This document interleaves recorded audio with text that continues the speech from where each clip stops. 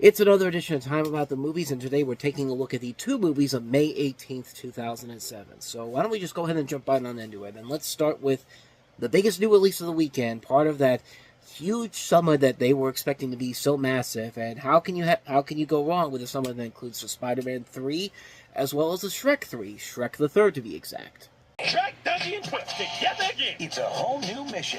It's top secret. Hush it, hush. Get ready. At least you got us to help you out. I'm doomed. Get set. Get Shrek'd. Great. Let's get started. Shrek? Ah! You know, you really need to get yourself a pair of jams. It's a blast. It's a gasp. It's Dreamworks Shrek the Third. Sausage roll! It's spicy. Rated PG. This Friday. And right away, I think you could see some of the problems with this movie in particular from that trailer alone. But in the film, Prince Charming is back, and he's plotting to overthrow Shrek and Fiona, who have inherited the throne following King Harold's death. Shrek has no interest in ruling the kingdom and attempts to convince Fiona's underachieving 16-year-old cousin Artie to reign instead.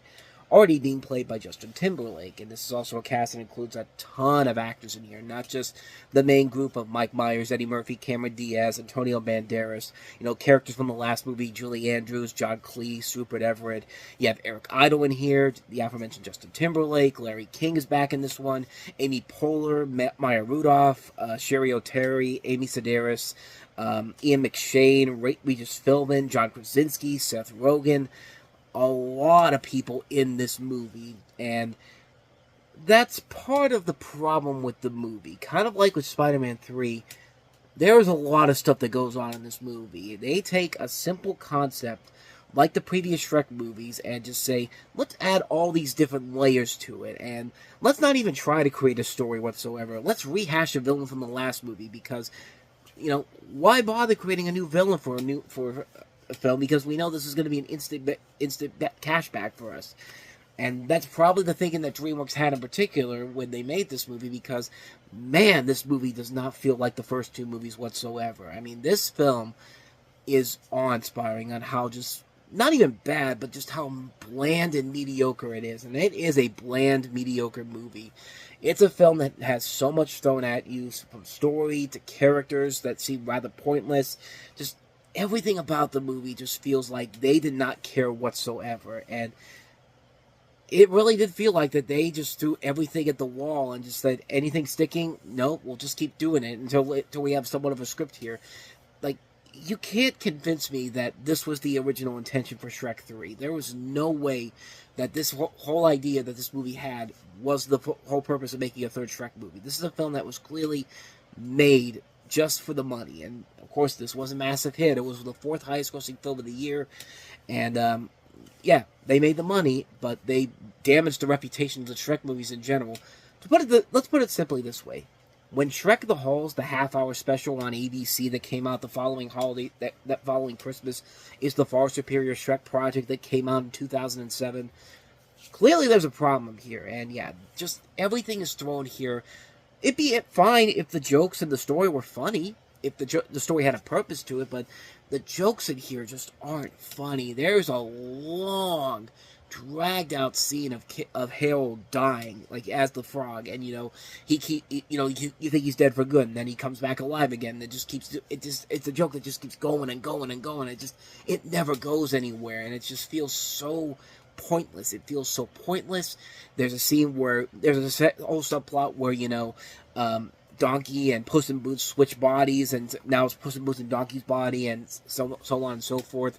There's a whole subplot about Fiona and the princesses working together, and one of them's working for Prince Charming, and like I said before, Prince Charming is the villain once again, because he was just a supporting villain in the last movie to the Fairy Godmother, and instead of creating a new villain, they just rehashed the old villain, and it's just, everything about this movie just feels so poorly put together, so badly put together, and it just, I mean, I didn't notice it at first, because I came out of it just like, it's fine for what it is, but the more and more I watch it, the more I realize that, yeah, this just didn't work overall, and I'm glad to see that the series did get a proper conclusion, or at least what was supposed to be a proper conclusion, because now we're getting a fifth one now, but with the next movie, Shrek Forever After. Even though that one's not great either, It certainly is miles above this movie. This movie just felt like the definition of, let's just make a quick sequel, we'll get the money, and then we'll take it on out of here. And that's literally what this film feels like. It just,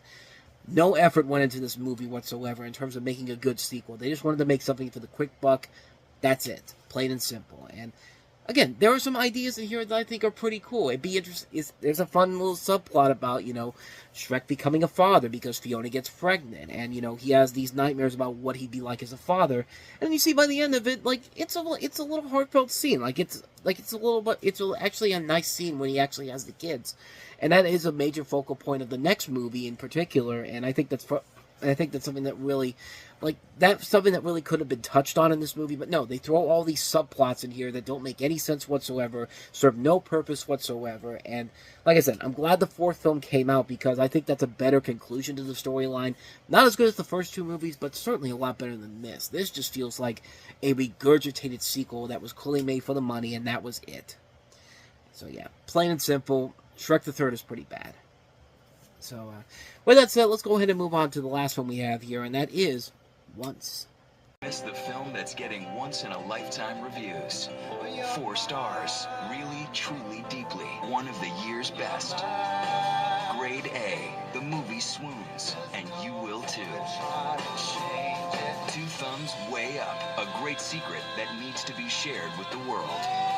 A gift of a movie that is absolutely worth seeing more than once. Once, rated R. Now playing in select theaters. Easily the biggest sleeper hit of the year because this is a little film that came out of nowhere and really was one of the more uplifting movies you'll see from 2007. You have an unnamed guy who's a Dublin guitarist, singer, and songwriter who makes a living by fixing vacuum cleaners in his dad's Hoover repair shop by day and singing and playing for money on the Dublin streets by night. An unnamed girl is a Czech who plays piano when she gets a chance and does odd jobs by day and takes care of her mom and her daughter by night. A guy meets girl, and they get to know each other as the girl helps the guy put together a demo disc that he could take to London in hopes of landing a music contract. And during that several same-day period, the guy and the girl work through their past loves and reveal their budding love for one another through their songs. So it's kind of like a musical version of something like the Before Sunrise trilogy, but instead of Ethan Hawke and Julie Delpy, you have these two actors. What's their names here? Glenn Hansard as Guy and Maketa Uglova, I think I'm pronouncing that right, as Girl. And you really just buy their chemistry altogether. It's a very dialogue-filled movie, and it just works so well because these two have excellent chemistry together. You do like that they have these the chemistry and the relationships, the dialogue they have in here. Plus, the song's really good, too. I mean, the songs in the film are absolutely incredible. Like I said before, this is a film that has a song that is so well done. It won the Oscar for Best Original Song. It actually made the actress in here the youngest person ever to win an Oscar for a non-acting category.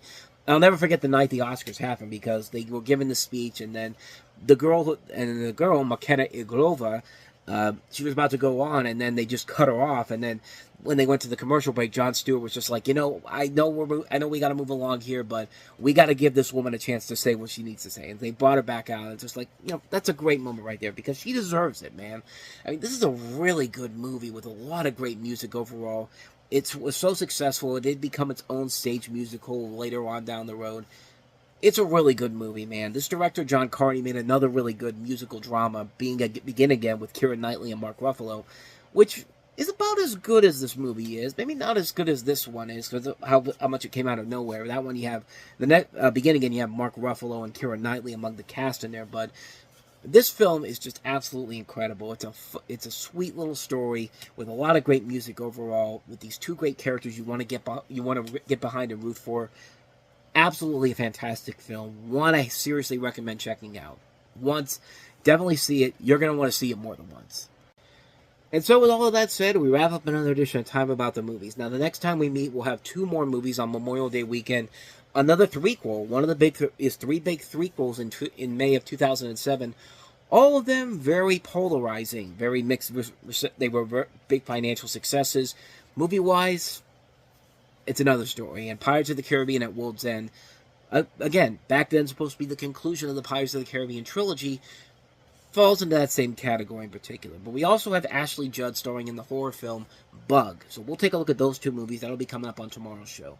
But until then, thank you so much for watching, and if you want to see more videos like this, please hit the playlist on the next page, check out the previous episode, and also don't forget to hit the like, subscribe, and notification button, as well as that bell, because you get updates on when new videos come up, and we do post here every day. Now, with all that said, I am off. I will see you guys next time, and until then, as always, take care.